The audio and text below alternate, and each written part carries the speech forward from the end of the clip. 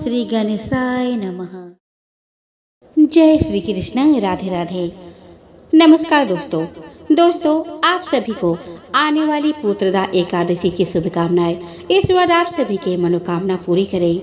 दोस्तों, आज के वीडियो में मैं आपको पुत्रदा एकादशी कब है, इसके शुभ मुहूर्त क्या है और इसके पूजन विधि के बारे में बताऊंगी। साथ ही आपको इस व्रत के करने के फायदे एवं व्रत पूजा में लग रहे आवश्यक पूजन सामग्रियों के बारे में जानकारी दूंगी। आप इस वीडियो में जानेंगे कि व्रत के दौरान हमें क्या करना चाहिए और क्या नहीं करना चाहिए, व्रत में क्या खाए और क्या ना खाए, विष्णु जी के प्रिय तुलसी दल कब तोड़े, इन सभी के बारे में मैं आपको जानकारी देने की कोशिश करूंगी। तो दोस्तों, आज का वीडियो आपके लिए बहुत खास होने वाला है। इस वीडियो को आप अंत तक जरूर देखें।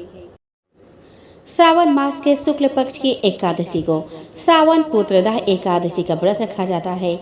साल में 2 बार पुत्रदा एकादशी पड़ती है, जिनमें से पौष मास की पुत्रदा एकादशी जो कि दिसंबर या जनवरी माह में पड़ती है, वही दूसरी सावन मास की पुत्रदा एकादशी जुलाई या अगस्त में पड़ती है। हिंदू पंचांग के मुताबिक सावन मास की पुत्रदा एकादशी पहले आती है। ऐसे में आइए दोस्तों, हम जानते हैं सावन पुत्रदा एकादशी के सही तिथि, शुभ मुहूर्त, पूजा विधि और पारण के समय के बारे में। हिंदू पंचांग के अनुसार सावन मास की पुत्रदा एकादशी 27 अगस्त रविवार को पड़ रही है। वही एकादशी तिथि की शुरुआत 26 अगस्त की देर रात 12:08 से होगी, जबकि एकादशी तिथि की समाप्ति 27 अगस्त की रात 9:32 पर होगी। आइए अब जान लेते हैं सावन पुत्रदा एकादशी 2023 के शुभ मुहूर्त के बारे में। ज्योतिष शास्त्र के अनुसार इस बार सावन मास की पुत्रदा एकादशी पर खास संयोग बन रहा है। दरअसल पुत्रदा एकादशी पर सर्वार्थ सिद्धि योग का खास संयोग बनने जा रहा है। एकादशी के दिन सर्वार्थ सिद्धि योग सुबह से ही रहेगा। पंचांग के अनुसार इस दिन सर्वार्थ सिद्धि योग सुबह 5:56 से लेकर 7:16 तक है। ऐसे में यह समय पूजा के लिए शुभ रहेगा। मान्यता के अनुसार सर्वार्थ सिद्धि योग में किए गए काम सफल हो जाते हैं।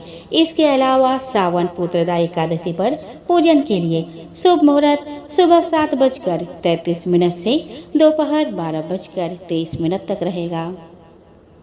चलिए दोस्तों, अब जान लेते हैं सावन पुत्रदा एकादशी के पारण का समय कौन सा रहेगा। तो पंचांग के अनुसार सावन मास की पुत्रदा एकादशी का पारण 28 अगस्त को किया जाएगा। इस दिन पारण का शुभ मुहूर्त सुबह 5:57 से 8:31 तक है। ऐसे में इस अवधि में एकादशी व्रत का पारण किया जा सकता है। मान्यता के अनुसार पारण करने के बाद ही व्रत पूरा माना जाता है। दोस्तों, इसके अलावा इस दिन द्वादशी तिथि शाम 6:22 पर समाप्त होगी। चलिए दोस्तों, अब एक झलक देख लेते हैं पुत्रदा एकादशी की पूजन विधि पर। दोस्तों, सावन पुत्रदा एकादशी के दिन सुबह स्नान के बाद साफ वस्त्र धारण करें।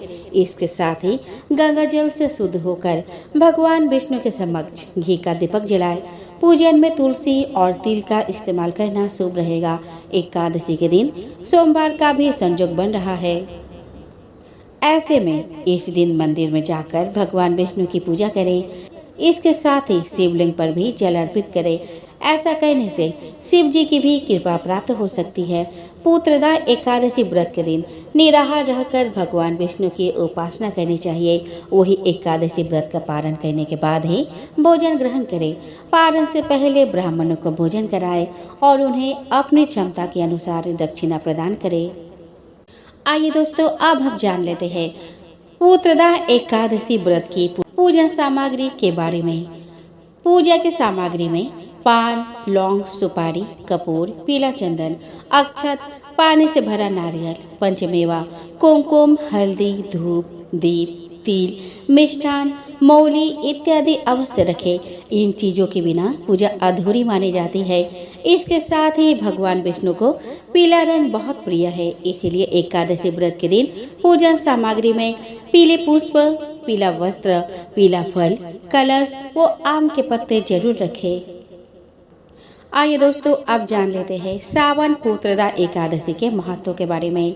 धार्मिक मान्यताओं के अनुसार पुत्र की इच्छा रखने वाले व्यक्ति को श्रावण माह के शुक्ल पक्ष की एकादशी तिथि का व्रत करना चाहिए। धार्मिक मान्यताओं के अनुसार पुत्र की इच्छा रखने वाले व्यक्ति को श्रावण माह के शुक्ल पक्ष की एकादशी तिथि का व्रत करना चाहिए। इस व्रत के प्रभाव से इस लोक में समस्त भौतिक सुख और परलोक में स्वर्ग की प्राप्ति होती है। श्रावण पुत्रदा एकादशी व्रत करने से सभी प्रकार के पाप नष्ट हो जाते हैं। इसके साथ ही ग्रह दोष के प्रभाव भी कम हो जाते हैं।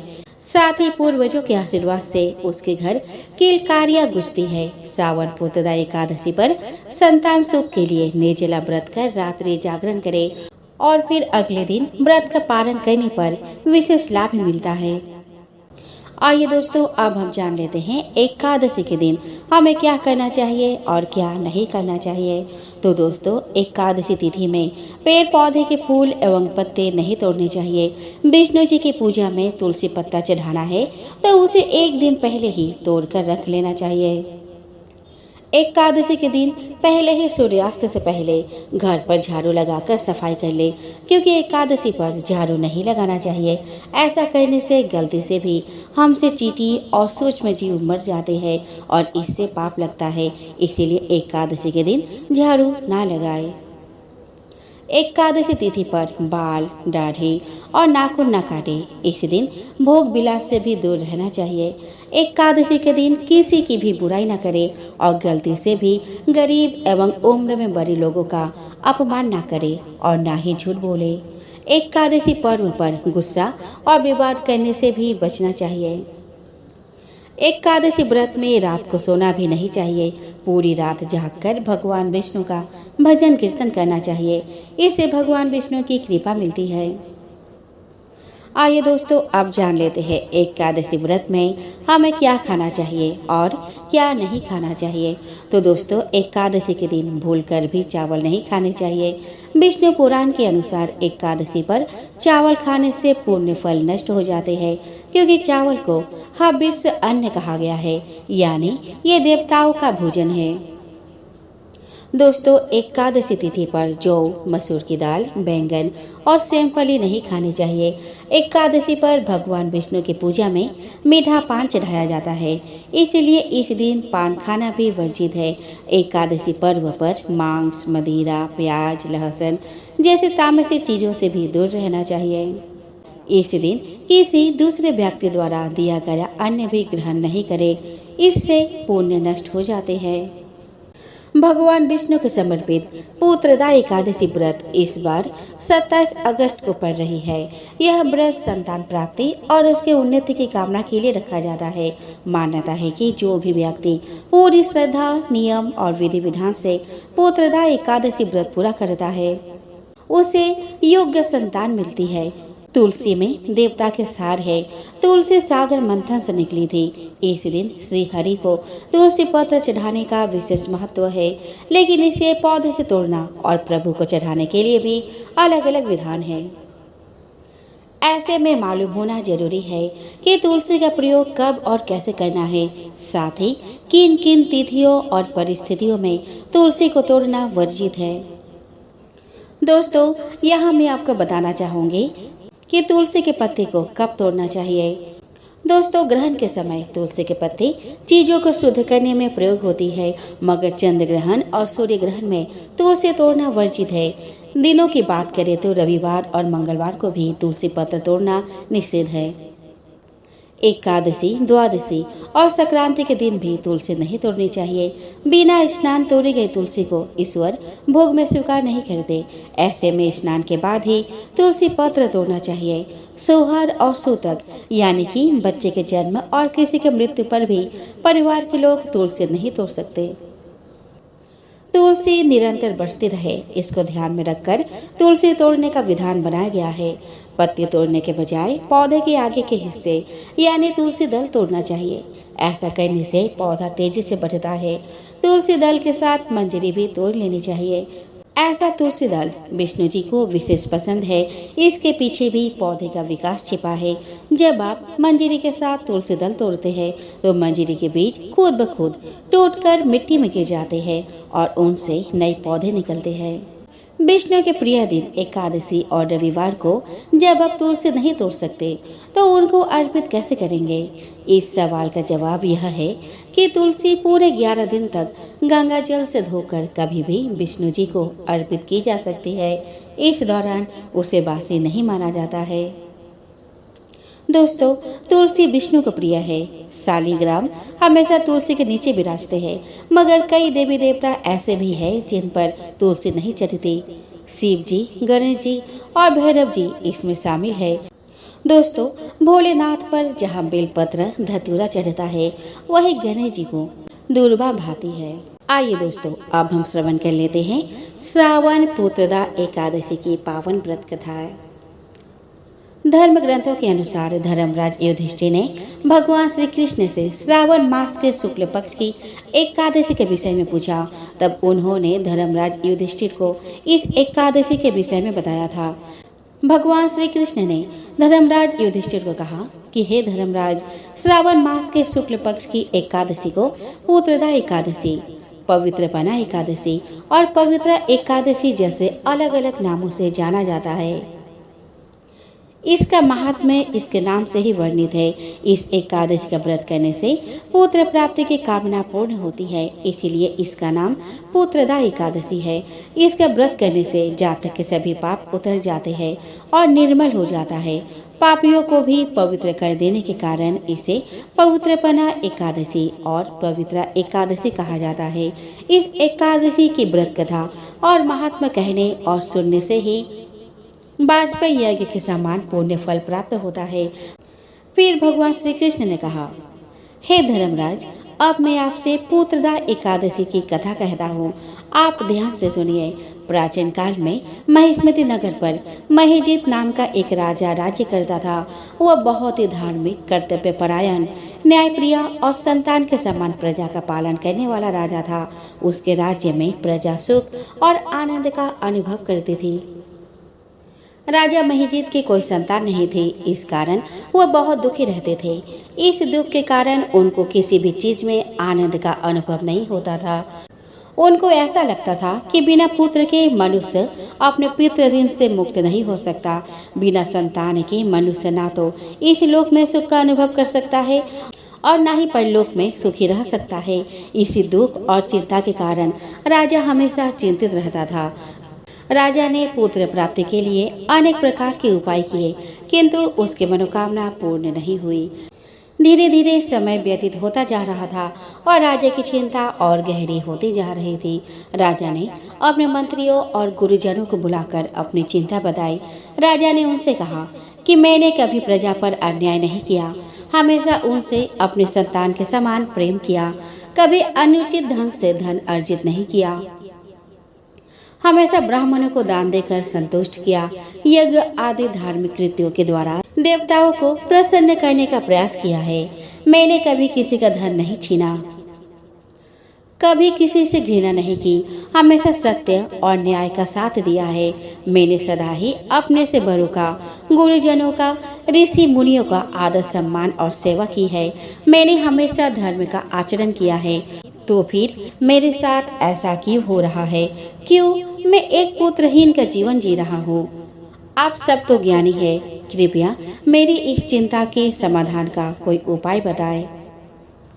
राजा के इस प्रकार के वचन सुनकर सबने राजा को सांत्वना दी और उन्हें जल्द ही उनकी चिंता के समाधान का विश्वास दिलाया।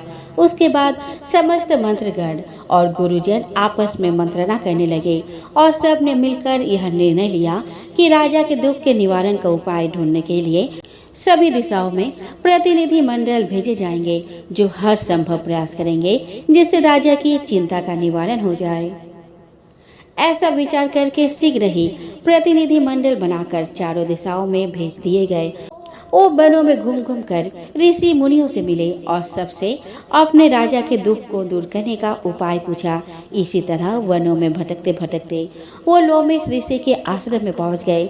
लोमेश ऋषि एक बहुत ही तेजस्वी, जितेंद्रिय, सभी शास्त्रों के ज्ञाता, धर्म और विज्ञान के गूढ़ रहस्यों के जानने वाले और त्रिकालदर्शी थे। उन्होंने लोमेश ऋषि को देखकर श्रद्धा से प्रणाम किया। तब लोमेश ऋषि ने उनसे वहां आने का प्रयोजन पूछा और उन्हें आश्वस्त किया कि मैं आपकी सहायता का पूर्ण प्रयास करूंगा। लोमेश ऋषि से ऐसे आशापूर्ण वचन सुनकर उन्होंने उन्हें सारी बात बता दी। वे बोले, हे ऋषिवर, हम बहुत आशा से आपके पास आए हैं और हमें विश्वास है कि आप ही हमारे दुखों का अंत कर सकते हैं। हमारे राजा महिजीत बहुत ही न्यायप्रिय, धर्म का पालन करने वाले, बड़ों का आदर सम्मान करने वाले, सत्य पर चलने वाले और प्रजा से प्रेम करने वाले हैं। ऐसे धर्मशील राजा के कोई पुत्र नहीं है और वो इसी बात से बहुत दुखी है और हम उनका दुख दूर करने का उपाय चाहते हैं। और अब आपके पास आकर हमें ऐसा लगता है कि आप ही हमारी समस्या का निवारण करेंगे। उन सब के वचन सुनकर ऋषि लोमेश ने अपने नेत्र बंद कर लिए और अपनी शक्ति से राजा के पूर्व जन्म की सारी कहानी जान ली। फिर थोड़ी देर पश्चात आंखें खुली और उस प्रतिनिधि मंडल के लोगों को राजा के पूर्व जन्म की कहानी सुनाने लगे। ऋषि लोमेश बोले कि आज का राजा महिजीत पूर्व जन्म में एक निर्धन वैश्य था और निर्धन होने के कारण धन प्राप्ति के लिए उसने बहुत से पाप युक्त कर्म किए। एक बार ज्येष्ठ मास के शुक्ल पक्ष की 10वीं के दिन वो व्यापार के लिए दूसरे शहर जा रहा था। मार्ग में उसे कहीं भी खाने को कुछ नहीं मिला और पूरे 2 दिन तक वो भूखा प्यासा जंगल में भोजन और पानी के तलाश में भटकता रहा। वो दिन ज्येष्ठ मास के शुक्ल पक्ष की द्वादशी का दिन था और वो भूख और प्यास से व्यथित भटकता हुआ एक सरोवर के निकट पहुंच गया। उसने जब पानी देखा तो वो पानी पीने के लिए सरोवर के पास गया। तभी वहां एक प्यासी गाय भी पानी पीने आ गई। तब उसने उस गाय को मारकर वहां से भगा दिया और उसे पानी पीने नहीं दिया। पूर्व जन्म में राजा ने स्वयं पानी पीने के लिए एक प्यासी गाय को पानी नहीं पीने देने का अपराध किया था। 10वीं तिथि से द्वादशी तक भूखा रहने के कारण अनजाने में ही उससे एकादशी का व्रत हो गया था। उसी व्रत के पुण्य प्रभाव से वो इस जन्म में राजा बना है और उस गाय को पानी न पीने देने के कारण उसके आज कोई संतान नहीं है। यह रहस्य जानने के बाद जब उन सभी ने ऋषि लोमेश से उस पूर्व जन्म के पाप के प्रायश्चित के विषय में पूछा, तब उन्होंने बताया कि उस पाप के प्रायश्चित और पुत्र प्राप्ति के लिए आप लोगों को राजा के साथ श्रावण मास के शुक्ल पक्ष की एकादशी, जिसे पुत्रदा एकादशी भी कहते हैं, उसका व्रत करना होगा और आप लोगों को संकल्प के द्वारा अपने व्रत का पुण्य अपने राजा को देना होगा, जिससे उससे पूर्व जन्म के पाप का प्रायश्चित हो जाए और उससे पुत्र की प्राप्ति हो। इस व्रत के प्रभाव से अवश्य ही आपके राजा के पूर्व जन्म के पाप का नाश होगा और उसकी पुत्र प्राप्ति की कामना पूर्ण होगी। ऋषि लोमेश के कथन अनुसार उस सभी ने पूरी प्रजा के साथ पुत्रदा एकादशी का व्रत किया और रात भर जागरण किया।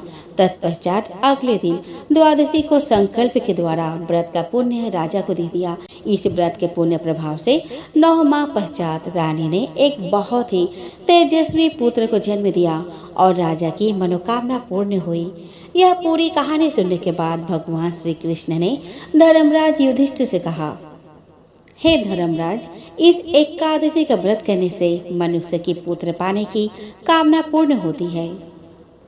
पुत्र प्राप्ति की इच्छा रखने वाले मनुष्य को यह व्रत अवश्य करना चाहिए। इस व्रत की कथा पढ़ने और सुनने से ही जातक के समस्त पापों का नाश हो जाता है और वो इस लोक में सुख भोग कर अंत में मोक्ष को प्राप्त करता है।